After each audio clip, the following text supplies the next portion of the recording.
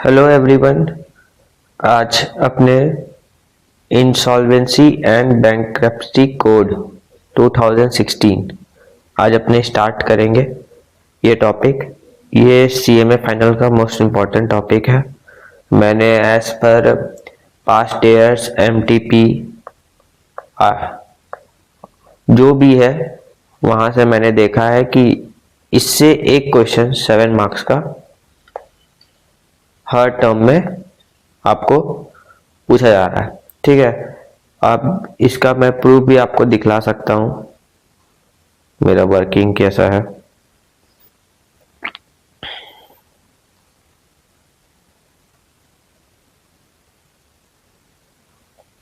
देखिए, यहाँ पे हम लोग देख सकते हैं कि इंसॉल्वेंसी एंड बैंक्रप्सी कोड के साथ दिसंबर 2025, ठीक है, जून, दिसंबर, जून, एक दिसंबर 2023 का टाइम में नहीं है, जून, बाकी आपको सारा आपका एमटीपी में भी दिख सकता है।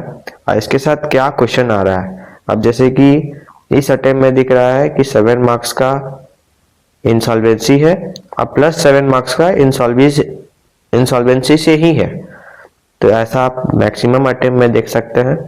ये 4 अटेम्प्ट हो गया और उसके साथ मैक्सिमम आता है क्वेश्चन कंपनी का, और ज्यादातर हम लोग क्वेश्चन देख सकते हैं ऑडिट का।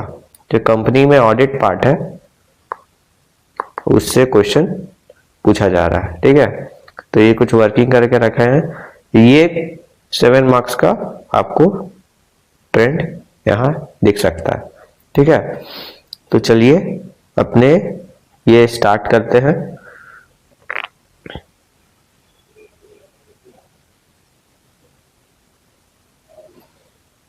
तो ये रहा अपना इंसॉल्वेंसी। तो सबसे पहले एक सवाल हम आपसे पूछते हैं कि मान लीजिए एक कंपनी है, ठीक है, एक कंपनी है जिसका है वर्थ 100 करोड़। ठीक है, कितना है वर्थ? 100 करोड़। 100 करोड़ का इसके पास आपको एसेट्स मिल जाएगा। इसका बैलेंस शीट में 100 करोड़ का एसेट्स दिख रहा है। अब इसको एक टाइम पे ना किसी करेंट क्रेडिटर्स या लाइबिलिटीज जो भी है इनको पेमेंट करना था 10 करोड़ का। अब ये 10 करोड़ का पेमेंट ये करने के लिए अनेबल है, ये इमीडिएटली 10 करोड़ का पेमेंट नहीं कर पा रहे हैं।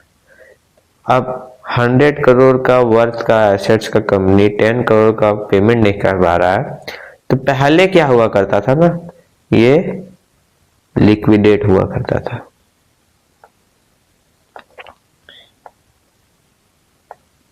ठीक है, ये लिक्विडेशन प्रोसेस में चल जाता था, कंपनी लिक्विडेट हो जाया करती थी। तो इस प्रॉब्लम को बचाने से कि यार ये अभी पेमेंट नहीं कर पा रही है, हो सकता है 3 मंथ बाद ये पेमेंट कर पाए, तो इस प्रोसेस को बचाने के लिए ये इंट्रोड्यूस हुआ इंसॉल्वेंसी एंड बैंक्रप्सी कोड। ठीक है, ये पार्लियामेंट में पास हुआ कि जो कंपनी है उनको एक मौका दिया जाए, उनको बचने का मौका दिया जाए, उनको कुछ टाइम पीरियड दिया जाए जिससे वो अपना जो ये सिक हो गए, जैसे आप बीमार पड़ जाते हैं तो आपको डेथ तो घोषित नहीं किया जाता है, बस उसी लॉजिक के तरह पे है कि ये कुछ दिन के लिए सिक हो गई। अब इनको सिक होने के बाद कुछ टाइम के लिए रिकवरी का दिया जाता है कि आप रिकवर हो पाए, आप रिकवर हो जाइए और इनका पेमेंट आप कर दीजिए। तो ये इंट्रोड्यूस हुआ पार्लियामेंट में। ठीक है, तो ये रहा, आपको बैकग्राउंड मैंने दिया कि आईबीसी क्या है कि स्ट्रक्चर्ड मैकेनिज्म है। ठीक है, और ये बिजनेस का जो वैल्यू है उसको मैक्सिमाइज करता है। ठीक है,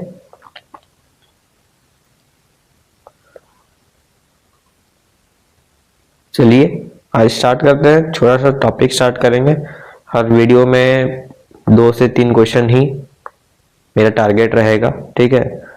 तो चलिए स्टार्ट करते हैं। The insolvency and bankruptcy code passed by the parliament is a welcome overhaul of the existing framework dealing with insolvency of corporate, individual, partnership and other entities। अब ये जो है कोड जो है आईबीसी कोड है, ये अपना corporate, individual, partnership and other entities के लिए। It paves the way for much needed reforms while focusing on creditors driven insolvency resolution. There were multiple overlapping laws and educating forums dealing with financial failures and insolvency of companies and individuals in India. The erstwhile legislative framework comprised of Chapter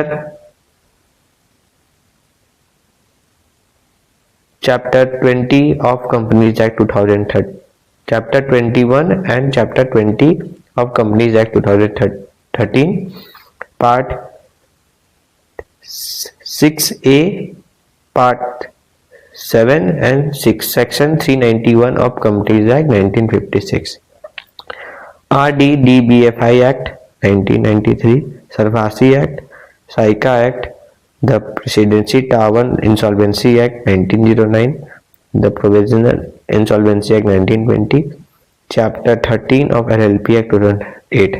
अब जब IBC नहीं था तो ये सारा था, तो इस तरीका से काम करता था, इस प्रोसेस में काम होता था, ठीक है। कहीं में कुछ लगता था, कहीं में कुछ, प्रॉपर फ्रेमवर्क जो कहते हैं ना, वो अपना नहीं था। तो this legal and institutional framework did not facilitate lenders in effective and timely recovery और restructuring of defaulted assets and cause undue strain on the Indian credit system. अब ये जो था आपका ये सब इंस्टीट्यूशनल फ्रेमवर्क, ये आपका जो लेंडर्स है उसको इफेक्टिवली फैसिलिटेट नहीं कर रहा था, ना टाइमली रिकवरी हो पा रही थी मनी लेंडर्स की, और जो आपका जो कंपनी है उसको रिस्ट्रक्चरिंग करने में भी हेल्प नहीं हो पा रहा था। अब वो रिस्ट्रक्चर करेंगे या फिर इसमें फंसे हुए रहेंगे कि ये कंप्लायंस करना है, ये कंप्लायंस करना है, ये कंप्लायंस करना है, 75 तरह की कंप्लायंस में फंसे रहेंगे, तो वो रिकवर कैसे करेंगे, वो रिस्ट्रक्चर कैसे करेंगे, ठीक है, अपना एसेट्स को रीगेन कैसे करेंगे। और लेंडर को दिक्कत हो रहा था कि भाई इतना सारा कंप्लायंस के चक्कर में टाइमली रिकवरी नहीं हो पा रहा था, तो ये सब कुछ दिक्कत हो रही थी इंडियन क्रेडिट सिस्टम में। The government introduced the insolvency and bankruptcy code bill in November 2015।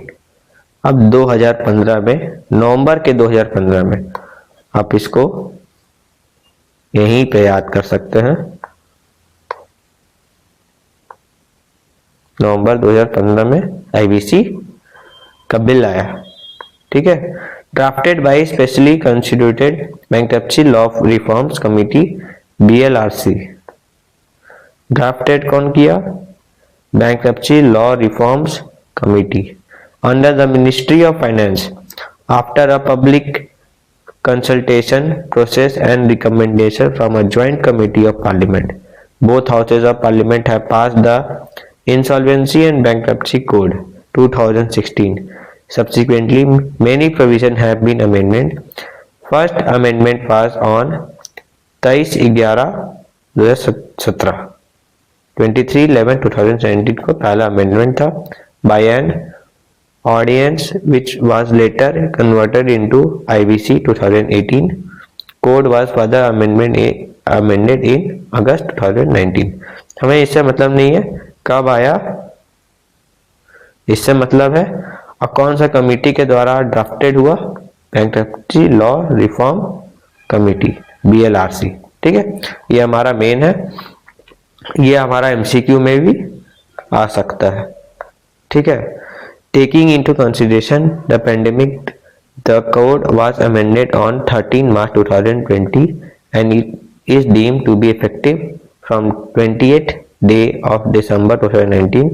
The Second Amendment Act was notified on 23 September 2020 and is deemed to have come into force on 5th day of June 2020. irrelevant सा चीज है, delete कर दो और आगे बढ़ो। ठीक है, आपने जो काम का था वो यही है, नवंबर 2015। ठीक है, और बैंक्रप्सी लॉ रिफॉर्म कमेटी। ठीक है, तो अब पहला आता है कि इंसॉल्वेंसी एंड बैंक्रप्सी कोड 2016 का पर्पस क्या है। ठीक है, तो पर्पस के लिए सबसे पहले to consolidate and amend the law relating to reorganization and insolvency resolution of corporate person, partnership firms and individuals in a time bounded manner for maximization of value of assets of such person to promote entrepreneurship and availability of credit।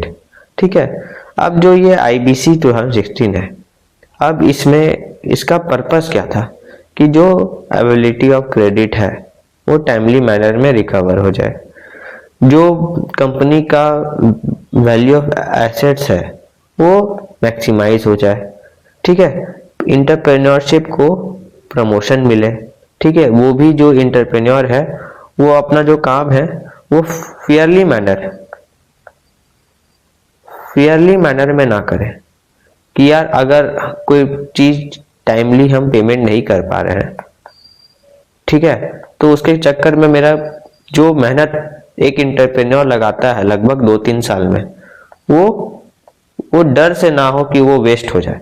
तो entrepreneurship भी इस तरीका से डर हटा के इसको promote किया गया।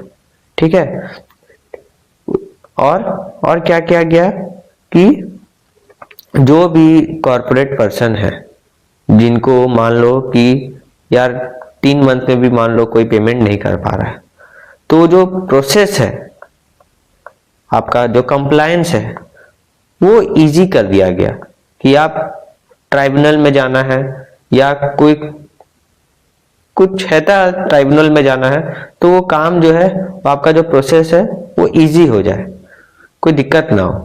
ठीक है, balance the interest of all the stakeholders including alteration in order of priority of payment of government dues.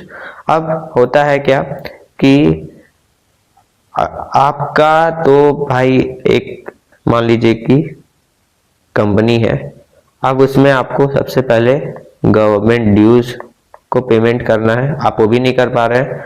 अब मान लो 10 करोड़ का जो है अपना पेमेंट कोई पार्टी को करना है, वो भी नहीं कर पा रहे, तो गवर्नमेंट क्या बोलती है आईबीसी के अंदर कि छोड़ो यार, तुम अपना पहले ये 10 करोड़ का पेमेंट देखो, उसके बाद जो गवर्नमेंट ड्यूज होगा बचेगा तो दे देना। इसमें वो टाइम दे देती है।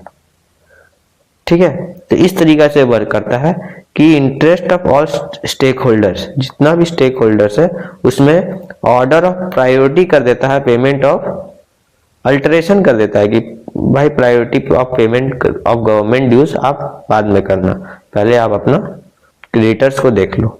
Establish an insolvency and bankruptcy board of India. अब एक बोर्ड भी, अब कोड लॉन्च हुआ है तो एक बोर्ड भी है, लॉन्च एस्टैब्लिश किया गया था। ठीक है, तो पर्पस ऑफ दिस एक्ट का क्वेश्चन भी आ सकता है एग्जाम में, लेकिन ये बहुत टफली मैनर में लिखा हुआ है यार, ये तो याद होने से रहा, ये तो याद नहीं होगा, तो इसका लिए मेरे पास नोट्स है, इसी को कहते हैं सुपर कैप्टन नोट्स।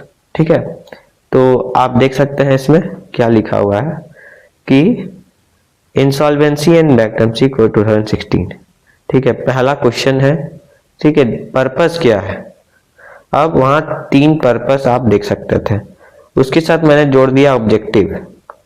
ऑब्जेक्टिव क्या हो सकता है इंसॉल्वेंसी एंड बैंक्रप्सी कोड का। Insolvency and Bankruptcy Code was introduced in 2016. The objective is to receive sick companies and make them healthy companies through any possible scheme like merger और takeover।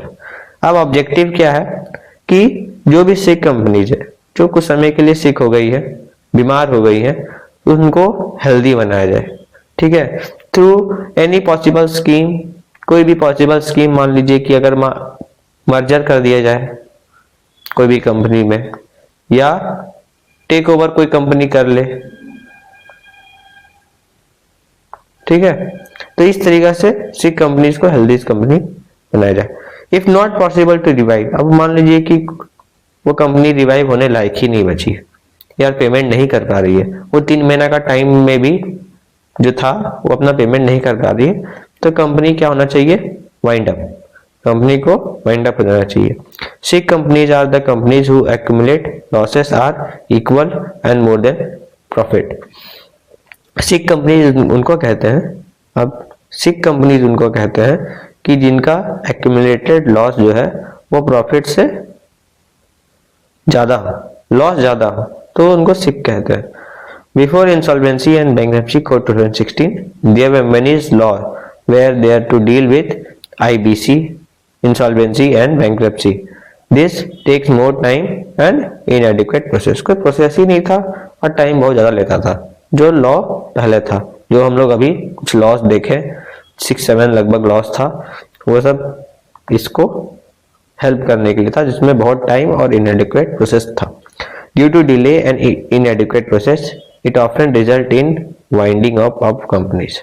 अब company का जो manager है, company का जो मान लो main task है, ठीक है, वो इसी चीज में इनएडिक्वेट जो प्रोसेस था उसी चीज में फंसा हुआ है। तो कैसे अपना कंपनी को रिस्ट्रक्चर करेगा, कैसे अपना वेल्थ को रीगेन करेगा, क्या हो गया वर्ड,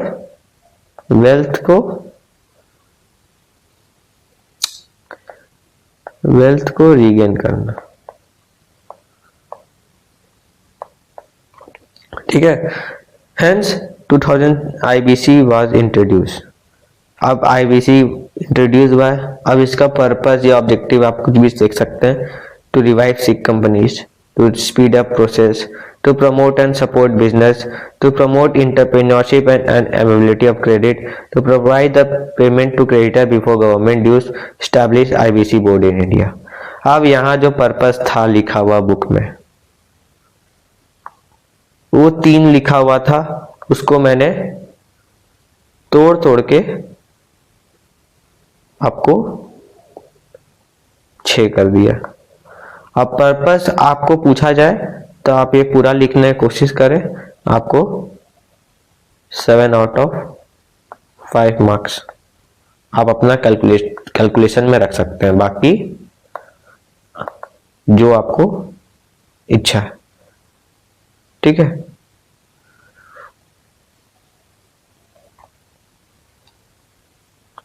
उसके बाद है आपका बुक में चलते हैं, ठीक है। आप देख लीजिएगा अपना बुक में कि किस तरीका से लिखा हुआ है। मैंने इसको availability of credit, promote entrepreneurship, ये सब अलग कर दिया है, ठीक है। अब चलते हैं next, applicability of insolvency and bankruptcy code 2016, ठीक है। अब ये किस पे एप्लीकेबल होता है, ठीक है। The insolvency and bankruptcy code 2016 applies to whole of India. The provisions of insolvency and bankruptcy code 2016 applies to the following in relation to their insolvency, liquidation, voluntary liquidation और bankruptcy as the case may be, ठीक है। तो companies incorporated under companies act, इस पे applicable होता है जितना भी कंपनीज इनकॉर्पोरेट हुई है कंपनीज एक्ट में। अंडर स्पेशल एक्ट, कोई भी अगर कंपनी स्पेशल एक्ट में इनकॉर्पोरेट हुई हो तो उस पर भी। Limited liability partnership LLP, other body corporate as may be notified by central government, partnership firm and individuals, personal guarantor to corporate debtors, partnership firm, proprietorship firm, individual and other than person referred to in clause E, ठीक है। तो ये सारे जो हैं ये आपको इस पे आईबीसी एप्लीकेबल है। ठीक है, और क्या लिखा हुआ है कि the insolvency and bankruptcy code is not applicable to corporates in finance sector. ठीक है, क्या लिखा हुआ है कि IBC is not applicable in finance sector.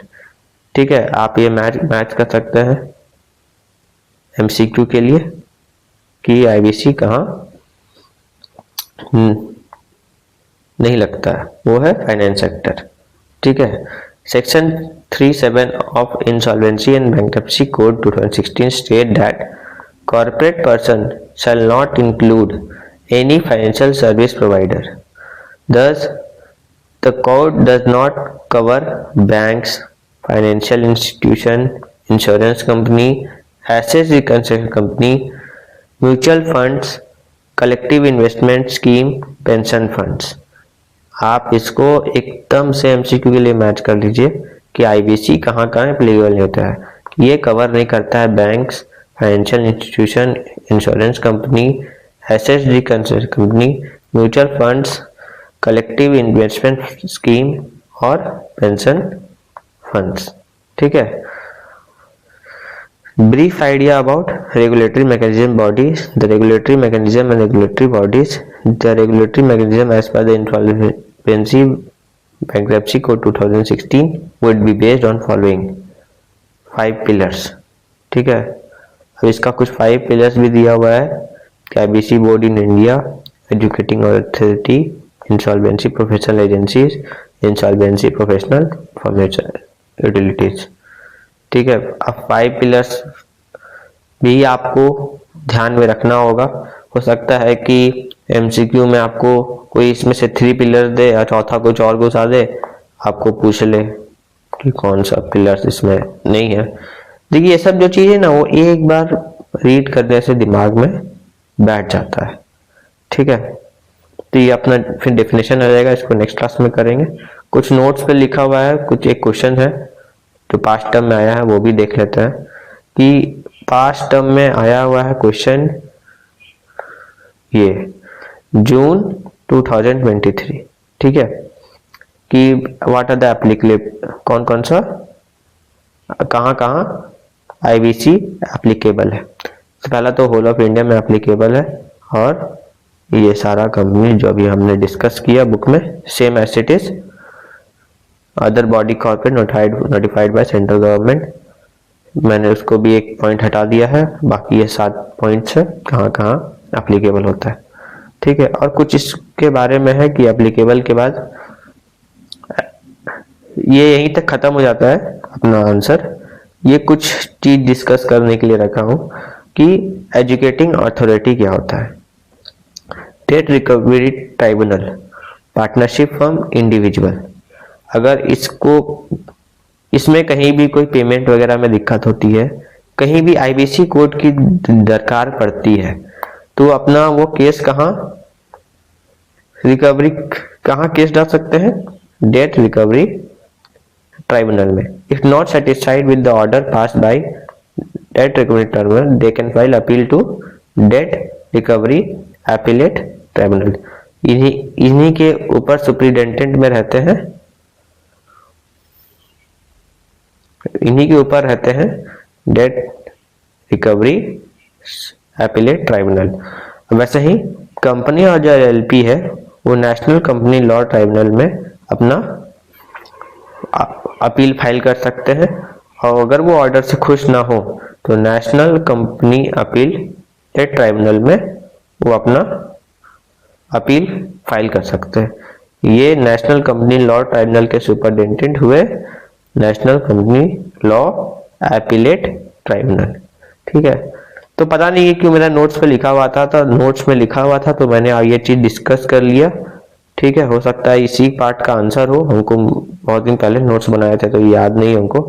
बाकी ये आपका क्वेश्चन है, ये 2 क्वेश्चन मैंने आज डिस्कस किया, बहुत अच्छा से डिस्कस किया एग्जाम्पल के साथ कि कैसे आपका एमसीक्यूज वगैरह भी किया, पर्पस और ऑब्जेक्टिव, इसका बैकग्राउंड भी दिया आपको कि क्या पहले काम करता था और अब क्या काम हो रहा है हमारे गवर्नमेंट के द्वारा, पार्लियामेंट में किस तरीके से एक्शन लिया जा रहा है, ठीक है, कैसे एक रिसीवर को भी प्रॉब्लम ना आए, जो लेंडर होते हैं उनको प्रॉब्लम ना आए, और एक आपका जो लोन लिए हैं कंपनीज, एलएलपी, पार्टनरशिप फर्म, उनको भी कंप्लायंस में दिक्कत ना आए, उनको भी एक मौका दिया जाए, उनको भी टाइम दिया जाए, ठीक है।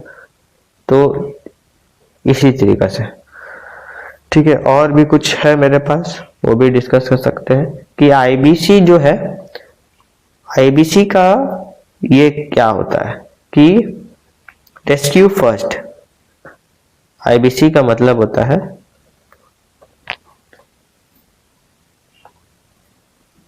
रेस्क्यू फर्स्ट, ठीक है, और liquidate last. Time bounded resolution रहता है, maximization of value of assets होता है, promoting entrepreneurship, availability of credit, ठीक है।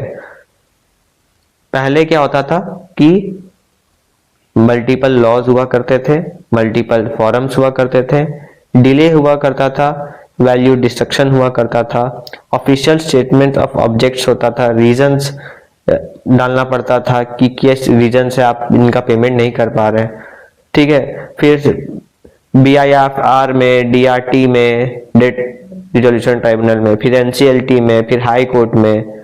तो inadequate process, delay prone process था। फिर आफ्टर आईबीसी क्या हुआ, एक कोड हुआ 2016, टाइम बाउंडेड प्रोसेस था, टाइम कि भाई इतना से इतना डेट है, आपको इस डेट में रिजोल्यूशन पास करना है, फॉर्म फिल करना है, फॉर्म फिल करने का डेट है, सब चीज का डेट है।